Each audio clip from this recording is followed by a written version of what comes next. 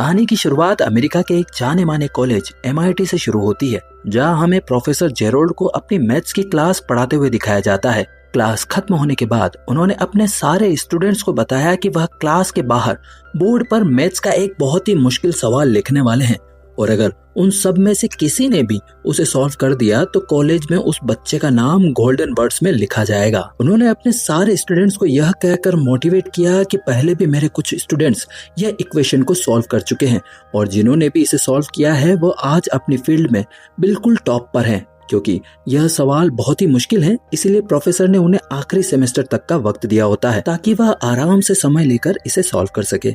इधर हमें will hunting नाम के एक लड़के को दिखाया जाता है जो कॉलेज के कॉरिडोर में साफ सफाई का काम कर रहा होता है।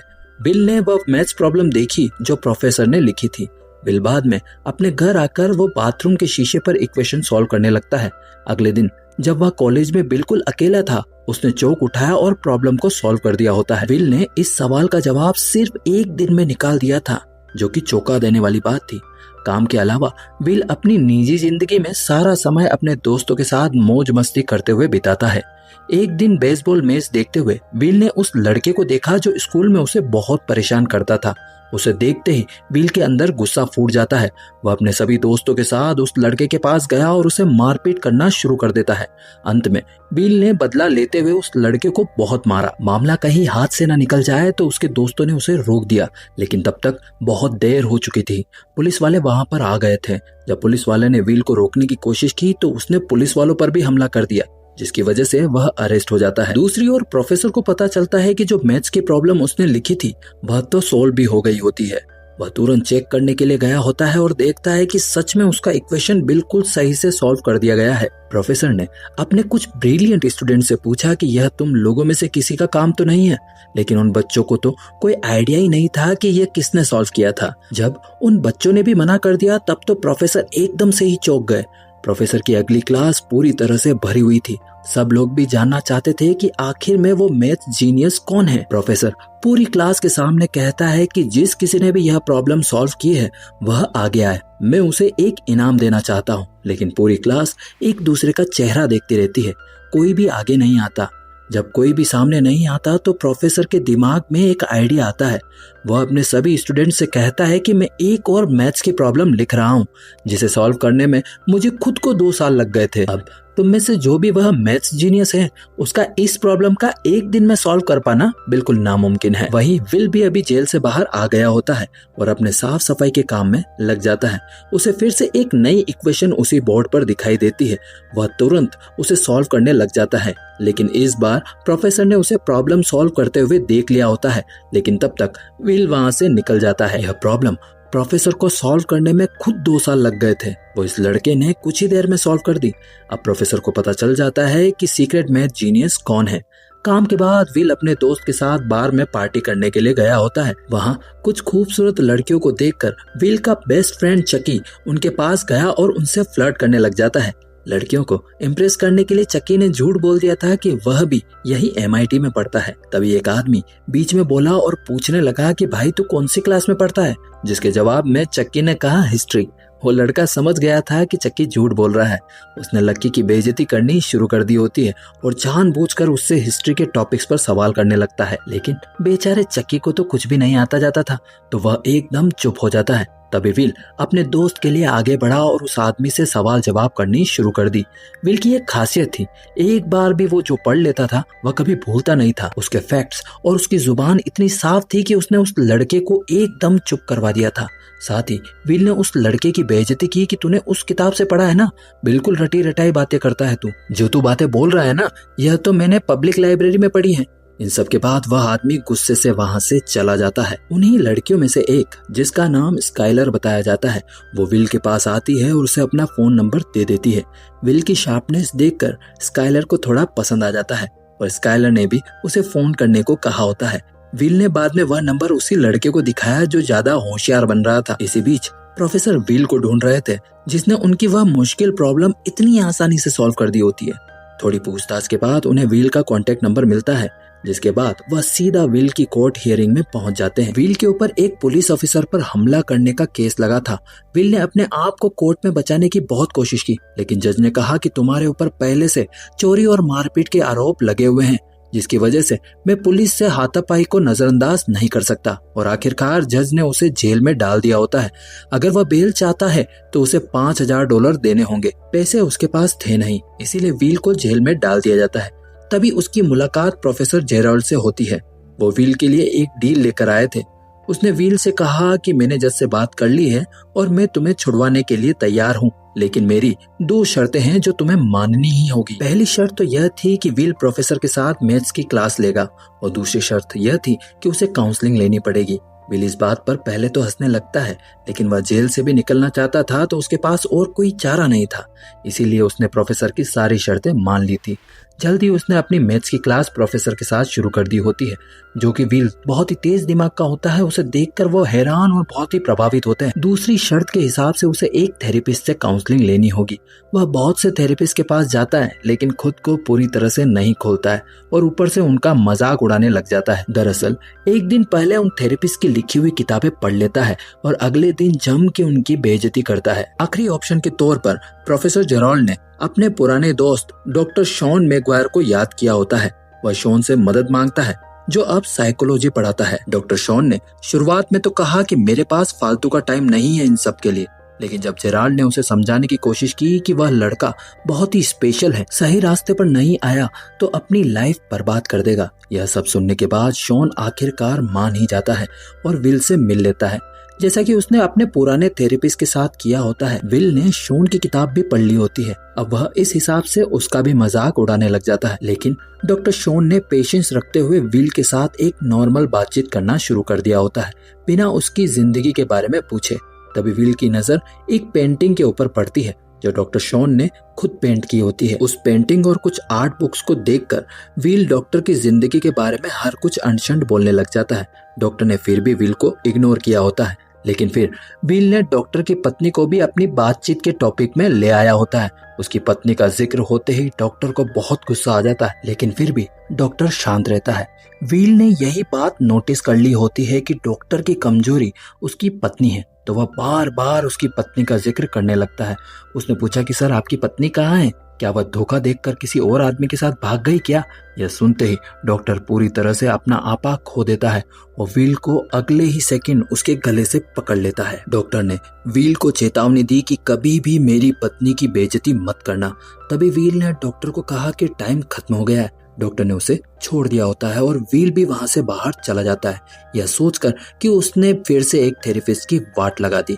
डॉक्टर का मूड देखकर प्रोफेसर को लगा कि वह आगे के सेशन करने के लिए नहीं मानेगा, लेकिन डॉक्टर ने तो कहा कि मैं करूंगा इसकी काउंसलिंग, अगले हफ्ते से लगातार ले आओ इसको मेरे पास। काउंसलिंग के बाद विल स्काइलर के साथ डेट पर गया। डेट पर विल को पता चलता है कि स्काइलर एक बहुत ही अमीर परिवार से है और इस समय हार्वर्ड्स में पढ़ रही है। उन दोनों ने एक दूसरे के साथ बहुत ही अच्छा समय बिताया होता है। अपनी प्यारी सी पहली डेट के आखिरी में उन्होंने एक दूसरे को किस किया होता है। विल जब अगले हफ्ते डॉक्टर से मिलने गया होता है तो डॉक्टर ने कहा कि चलो बाहर चल के बातचीत करते हैं। डॉक्टर विल को पास ही के एक पार्क में ले गया होता है और उससे बातचीत करना शुरू कर देता है। उसने विल से कहा कि तुमने जो कुछ भी बोला मैंने उस बारे में बहुत सोचा। आखिर में मुझे यही समझ में आया कि तुम दिमागी तौर से एक छोटे से बच्चे हो जो यह नहीं जानता कि उसे कब क्या बोलना चाहिए, और तुम थोड़े बदतमीज भी हो। डॉक्टर ने विल से कहा कि मैं समझता हूँ कि तुम कुछ बताना नहीं चाहते, शायद कोई डर है जो तुम्हारे अंदर छुपा हुआ है, लेकिन बेटा एक बात याद रखना, कभी तो तुम्हें बोलना ही पड़ेगा वरना जिंदगी की सारी अच्छी चीजें खो बैठोगे। अगले दिन विल अपने दोस्त चक्की के साथ एक कंस्ट्रक्शन साइट पर मजदूरी करने गया होता है। विल के पास स्काइलर का फोन आता है, लेकिन वह बात करने से डर रहा होता है। डॉक्टर के साथ अपने तीसरे थेरेपी सेशन में विल ने एक शब्द भी नहीं कहा और डॉक्टर ने भी एक शब्द नहीं कहा। दोनों पूरी तरह से चुप थे अपने पूरे थेरेपी सेशन में। चौथा सेशन भी इसी तरह से शुरू होता है जहाँ किसी ने भी कुछ भी नहीं बोला होता है, लेकिन फिर बोर होकर विल ने डॉक्टर को एक जोक सुना दिया होता है। उसे एक हिंट मानकर विल शायद अब बातचीत करना चाहता है। डॉक्टर ने उससे पूछा कि क्या तुम्हारी कोई गर्लफ्रेंड है? इसके बाद जवाब में बिल ने उसे स्काइलर के बारे में सारी चीज बताई होती है। वह बताता है कि कैसे उसकी पहली डेट बहुत ही बढ़िया गई थी, लेकिन अब मैं चाहते हुए भी उससे बात नहीं कर पा रहा हूँ। डॉक्टर ने पूछा कि ऐसा क्यों? तो विल ने जवाब दिया कि मुझे लगता है कि स्काइलर मेरे लिए बहुत ही ज्यादा परफेक्ट है और अगर मैं उससे मिलता रहा तो मैं यह सब कुछ खराब कर दूंगा। कभी ना कभी तो वह समझ ही जाएगी कि मैं उसको डिजर्व नहीं करता। डॉक्टर ने उसे समझाया कि कोई भी बेहतर नहीं होता, हर इंसान में कुछ चीजें अच्छी तो कुछ खराब होती ही है, लेकिन जरूरी बात तो यह है कि वह इंसान आपके लिए सही है या नहीं। इस बारे में और कुछ समझाते हुए डॉक्टर ने अपनी पत्नी के बारे में बताया। उसने कहा कि वह बहुत ही अच्छी इंसान थी, मुझसे बहुत प्यार करती थी, लेकिन नींद में कभी कभी वह पाद देती थी। डॉक्टर की इस बात से पूरे कमरे का माहौल ही बदल जाता है। विल और डॉक्टर दोनों ने खुलकर हंसना शुरू कर दिया होता है। यही वो पल था जहां दोनों एक दूसरे के थोड़े करीब आ गए थे और विल को अब डॉक्टर के पास थोड़ा कंफर्टेबल महसूस होने लगा था। सेशन खत्म हो जाता है और डॉक्टर ने सलाह देती है कि जाकर बात करो उस लड़की से। विल डॉक्टर की बातों में इतना खो जाता है कि उसे याद दिलाना पड़ता है कि आज का सेशन खत्म हो गया है। डॉक्टर की बात मानकर विल स्काइलर के कॉलेज में गया और उसे दोबारा बाहर चलने के लिए कहा। स्काइलर ने कहा कि मैं अभी तुम्हारे साथ बाहर जाना तो चाहती हूँ, लेकिन मुझे एक बहुत ही ज्यादा मुश्किल प्रॉब्लम सॉल्व करनी है जिसमें मुझे कई दिन भी लग सकते हैं। विल इतना इंतजार नहीं कर सकता था, तो उसने कहा कि वह सवाल मुझे दिखाओ। सवाल देखते ही उसने पलक झपकते ही आंसर एक नैपकिन के ऊपर लिखकर उसे दे दिया। उसके बाद विल ने कहा कि अब तो तुम्हारे पास कोई बहाना नहीं बचा ना, चलो मेरे साथ। उनकी दूसरी डेट के दौरान स्काइलर ने विल से उसकी फैमिली के बारे में पूछा, तो विल ने उसे कह दिया कि मेरे तो 12 भाई हैं, जिस पर स्काइलर ने कहा कि अच्छा नाम बताइए जरा, और विल ने धड़ाधड़ 12 रैंडम नाम सीक्वेंस में बोल दिए। स्काइलर को थोड़ा शक हुआ कि यह झूठ बोल रहा है, तो स्काइलर ने विल से कहा कि एक बार नाम फिर से दोहराओ जरा, लेकिन अपना विल तो भाई अपना जीनियस है, उसने दोबारा उन नामों को उसी सीक्वेंस में बोल दिया। खैर विल अपने अगले थेरेपी सेशन में डॉक्टर से मिला और पूछा कि क्या तुम्हें कभी अपनी पत्नी से मिलने का पछतावा हुआ है, क्योंकि तुम्हारी पत्नी के मरने के बाद तो तुम बिल्कुल अकेले हो गए हो, उससे इतना प्यार जो करते थे तो दुख भी ज्यादा ही होगा। इस सवाल पर डॉक्टर ने उसे बताया कि वह कैसे अपनी पत्नी से मिला था। जब मैंने पहली बार उसे देखा था, वह अपने दोस्तों के साथ एक बेसबॉल गेम की टिकट लेने के लिए एक लंबी सी लाइन में इंतजार कर रही थी। वो एक बहुत ही क्लासिक मैच था। तो विल ने कहा कि तुमने वह गेम लाइव देखी थी, किस्मत वाले हो यार तुम। इस पर डॉक्टर ने बताया कि वह गेम तो मैंने बाद में टीवी पर ही देखी, वहां तो मैंने अपने दोस्तों को छोड़ दिया था उस लड़की के साथ डेट पर जाने के लिए, वही लड़की जो बाद में मेरी बीवी बनी। विल को बिल्कुल भी विश्वास नहीं हो रहा था कि डॉक्टर ने इतनी जबरदस्त गेम सिर्फ एक लड़की के साथ थोड़ा सा टाइम बिताने के लिए छोड़ दी। इस पर डॉक्टर ने कहा कि मुझे कभी कोई पछतावा नहीं हुआ उससे मिलने का, चाहे वह मेरी जिंदगी में सिर्फ कुछ समय के लिए ही थी, लेकिन वह साल मेरी जिंदगी के सबसे खूबसूरत लम्हों में से एक थे। खैर बाद में स्काइलर ने विल से कहा कि तुम मुझे अपने दोस्तों और परिवार वालों से क्यों नहीं मिलाते। विल ने अभी भी अपनी निजी जिंदगी के बारे में उससे झूठ बोल रखा था, लेकिन वो अपने दोस्तों से मिलवाने के लिए राजी हो जाता है। स्काइलर विल के दोस्तों से मिलकर बहुत खुश होती है। सभी ने एक दूसरे के साथ बहुत ही अच्छा समय बिताया होता है। तभी प्रोफेसर डॉक्टर से विल की प्रोग्रेस के बारे में पूछता है। डॉक्टर बताता है कि विल धीरे धीरे खुलना शुरू हो रहा है, लेकिन अभी थोड़ा और वक्त लगेगा उसे पूरा कंफर्टेबल करने में। प्रोफेसर ने बताया कि मैं विल के लिए एकदम टॉप की नौकरी ढूंढ रहा हूँ। इंटरव्यू तो वो बहुत ही आसानी से क्रैक कर लेगा, बस उसकी यह दिमागी प्रॉब्लम ठीक हो जाए, फिर उसे मैथ्स की फील्ड में अपना नाम कमाने से कोई नहीं रोक पाएगा। डॉक्टर ने कहा कि तुम उसके बाप हो क्या जो उसकी जिंदगी के फैसले ले रहे हो? जो भी वह लड़का करना चाहता है उसे करने दो, सिर्फ वह जीनियस है इसका मतलब यह तो नहीं कि बस वह यही करता रहे। लेकिन प्रोफेसर जेराल्ड ने कहा कि वह कुछ और नहीं कर सकता। मैं विल का टैलेंट वेस्ट नहीं जाने दूंगा, लेकिन विल को इस तरह की नौकरी में कोई दिलचस्पी ही नहीं होती है। प्रोफेसर के इंटरव्यू अरेंज करने के दौरान उसने अपने दोस्त चक्की को इंटरव्यू में भेज दिया होता है। एक रात अपनी जिंदगी के बारे में बात करते हुए स्काइलर ने विल से कहा कि तुम मेरे साथ कैलिफोर्निया चलोगे। स्काइलर की यह बात सुनकर विल घबराने लग जाता है और बोलता है कि वो उसके साथ कहीं नहीं जा सकता, मेरी सारी जिंदगी यहीं पर है। स्काइलर उससे कहती है कि तुम मुझसे प्यार करते हो, यह मैं जानती हूँ, तो पूरी तरह मेरे साथ आने में इतना डरते क्यों हो? मुझे कभी अपने अंदर के डर को क्यों नहीं बताते? मुझे यह भी पता है कि तुमने मुझे झूठ बोला था, तुम्हारे 12 भाई है। यह झूठ सामने आते ही व्हील अपना आपा खो देता है। उसने कहा था, क्या जानना चाहती हो तुम मेरे बारे में? मैं तो अनाथ हूँ, माँ बाप का आता पता नहीं। अपनी ज्यादातर जिंदगी एक परिवार से दूसरे परिवार जाते हुए बिताई है मैंने। बचपन में जिस परिवार के साथ मुझे रखा गया था, उन्होंने मुझे कुत्ते की तरह मारा था। स्काइलर रोने लग जाती है और व्हील से कहती है कि कोई बात नहीं, मैं तुम्हारे साथ हूँ ना, मैं तुम्हारे साथ रहूंगी चाहे जो हो जाए। लेकिन व्हील ने उसे अपने से दूर कर दिया होता है और कहता है कि मुझे किसी की मदद नहीं चाहिए। व्हील को कहीं ना कहीं यह डर लगा हुआ है कि अगर किसी इंसान को उसने अपने पास आने दिया और फिर वह इंसान उसे छोड़कर चला गया तो यह सब वह सहन नहीं कर पाएगा। स्काइलर ने रोते हुए कहा कि मैं तुमसे बहुत प्यार करती हूँ, कभी तुम्हें छोड़कर नहीं जाऊंगी। लेकिन व्हील ने झूठ कह दिया कि मैं तुमसे प्यार नहीं करता। स्काइलर को अपने कमरे में अकेला रोता छोड़कर वह वहाँ से चला गया। इधर प्रोफेसर जेराल्ड के बहुत कहने पर व्हील ने आखिरकार नौकरी के लिए हाँ कर दिया होता है। व्हील इंटरव्यू देने के लिए गया होता है लेकिन नौकरी लेने की कोशिश करता ही नहीं। थेरेपी सेशन के दौरान डॉक्टर ने व्हील से पूछा कि वह अपनी जिंदगी में सबसे ज्यादा किस पे भरोसा करता है, तो व्हील ने जवाब दिया कि मेरे दोस्त चक्की के ऊपर। डॉक्टर ने कहा कि ये तो मैं जानता हूँ, तुम्हारा भाई जैसा दोस्त है, जान भी दे देगा तुम्हारे लिए, लेकिन दोस्त के साथ जिंदगी तो नहीं बिताई जा सकती ना। फिर डॉक्टर ने उससे पूछा, तो पैसा कमाने के लिए क्या करोगे? इस पर व्हील ने कहा कि मैं मजदूरी करूंगा, कंस्ट्रक्शन का काम मुझे बहुत अच्छे से आता है, सारी जिंदगी कर लूंगा, कमा लूंगा, खा लूंगा। इस पर डॉक्टर ने व्हील से कहा कि तुमने पूरी जिंदगी मजदूरी की है तो वो तुम्हारा कंफर्ट जोन बन चुका है, उससे बाहर निकलने से डर रहे हो तुम, और यही डर तुम्हें एक बेहतरीन जिंदगी देने से रोकेगा। डॉक्टर ने उसे यह नहीं कहा कि प्रोफेसर ने तुम्हें जो नौकरी लेने को कहा है वह कर लो, बल्कि उसने व्हील से पूछा कि तुम अपनी जिंदगी में क्या करना चाहते हो। इस पर व्हील ने मजाक में कहा कि मैं तो भेड़ बकरियां चराना चाहता हूँ। यह जानकर कि व्हील सीरियस नहीं है, डॉक्टर ने उसे अपने ऑफिस से निकल जाने को कहा। उसने कहा कि मैं अपना वक्त बर्बाद नहीं करना चाहता, तुम्हारे पास फालतू टाइम होगा, मेरे पास नहीं है। अगर ईमानदारी से जवाब नहीं देना चाहते तो यहाँ से निकल जाओ। इस पर व्हील गुस्सा हो जाता है और डॉक्टर पर चिल्लाने लगता है। डॉक्टर ने फिर उससे पूछा कि तुम अपनी जिंदगी में क्या करना चाहते हो। व्हील दोबारा से चुप हो जाता है, उसने जवाब नहीं दिया होता है। डॉक्टर ने उसे कहा कि चले जाओ यहाँ से। स्काइलर के कैलिफोर्निया जाने से पहले व्हील ने उसे फोन पर अलविदा कहा। स्काइलर ने एक आखिरी बार कहा कि मैं तुमसे प्यार करती हूँ। व्हील मुस्कुराया लेकिन उसने अपने डर की वजह से कोई जवाब नहीं दिया। उसे अभी भी लगता है कि आखिर में तो दिल मेरा ही टूटेगा।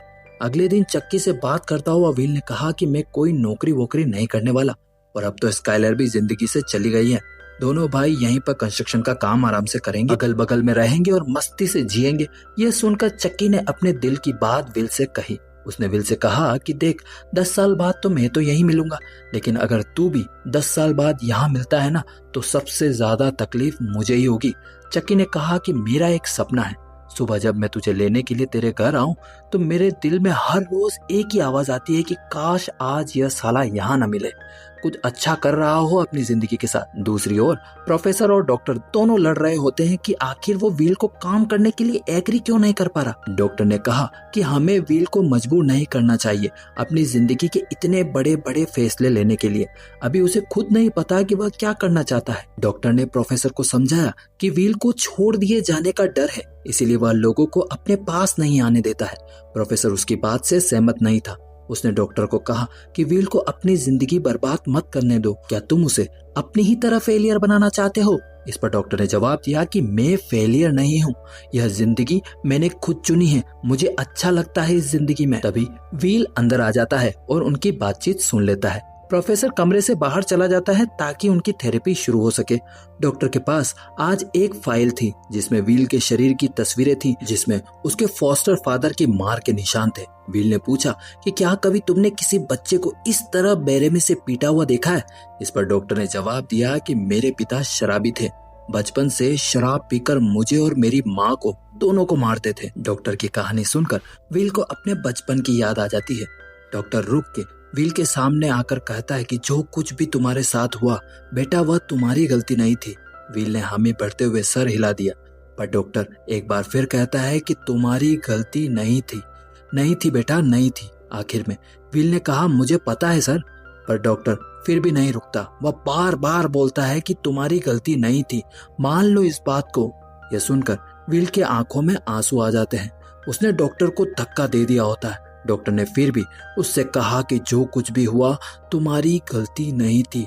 और अब आखिर में विल टूट जाता है। उसने डॉक्टर को गले लगा लिया था और जोर जोर से रोने लग जाता है। अब वह अपने पास्ट को भूलकर आगे बढ़ने के लिए तैयार था। उसने डॉक्टर से कहा कि अब वह उन्हीं नौकरियों में से किसी एक को चुन लेगा जो प्रोफेसर उसके लिए लेकर आए हैं। इसके साथ उनका आखिरी थेरेपी सेशन भी खत्म हो जाता है।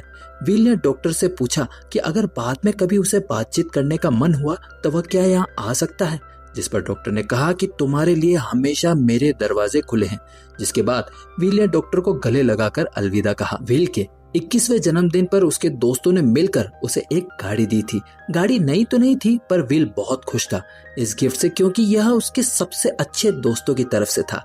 इधर प्रोफेसर डॉक्टर के पास आता है और उसे फेलियर बोलने के लिए माफी मांगता है। वह दोनों बिछड़े दोस्त फिर से मिल जाते हैं और डॉक्टर ने बताया कि वह वर्ल्ड टूर पर जा रहा है, इतने कम पैसे भी नहीं कमाता है। जब डॉक्टर अपना सामान पैक कर रहे थे, विल उनके घर के बाहर कार लेकर आया हुआ था और उसे ट्रिप के लिए रेडी होते हुए देख लेता है। विल घर के दरवाजे पर गया और डॉक्टर के मेल बॉक्स में एक लेटर छोड़ देता है और फिर वहां से चला जाता है। इसी बीच चकी विल को काम पर ले जाने के लिए उसके घर आया होता है। उसने दरवाजे को खटखटाया लेकिन कोई भी जवाब नहीं आता है। उसने खिड़की में झांक कर देखा पर विल घर पर नहीं था। यह देखकर चक्की मुस्कुरा जाता है और समझ जाता है कि विल को अपनी जिंदगी में क्या करना है उसने फैसला ले लिया है। डॉक्टर को भी विल का छोड़ा हुआ लेटर मिल जाता है। लेटर में लिखा हुआ होता है कि वह नौकरी नहीं ले रहा, वह तो कैलिफोर्निया जा रहा है स्काइलर से मिलने। यह पढ़कर डॉक्टर मुस्कुरा देता है और घर के अंदर चला जाता है और इसी के साथ कहानी यहीं खत्म हो जाती है। तो दोस्तों, कहानी कैसी लगी और उसका एक्सप्लेनेशन कैसा लगा जरूर बताइएगा। जल्द ही मिलता हूँ नई कहानी के एक्सप्लेनेशन के साथ। तब तक के लिए अपना ख्याल रखिए। धन्यवाद।